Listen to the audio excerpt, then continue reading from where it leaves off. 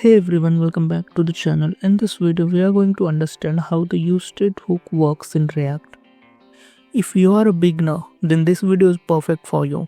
I won't take much of your time. Within 5 minutes, you will understand the real working of Usestate.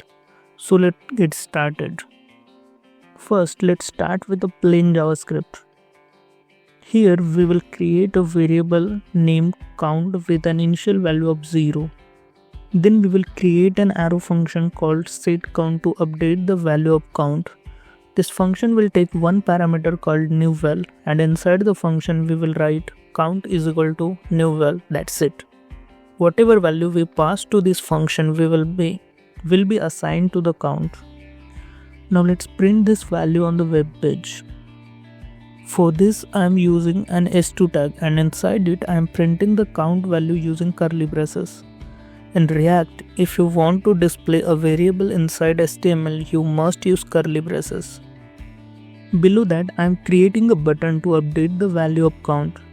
On this button, I am using the onClick attribute, and inside it I am calling the setCount function.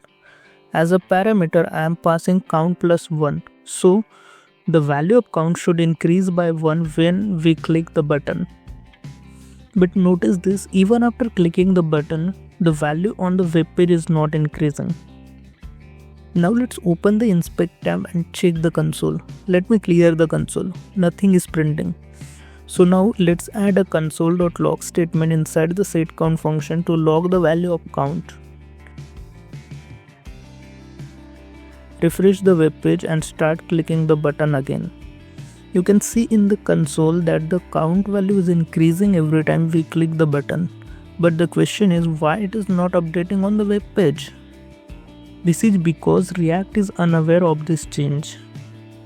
So in React, if you want to create and manage variables, arrays or objects and also update the UI when their values change, you must use the Usestate hook. Now let's see how Usestate works. Let me comment out the previous count code. Now look at the syntax of Usestate. First we write const, then use square brackets. Inside the square bracket, we write two things. The first one is the variable name and the second one is the function used to update that variable. For example, count is the variable and the setCount is the function to update it. After that we write is equal to and call Usestate. Inside the parenthesis, we pass the initial value of the variable. In our case, it is 0. That's it. You don't need to write any logic for setCount. React manages everything internally, you just need to use it correctly.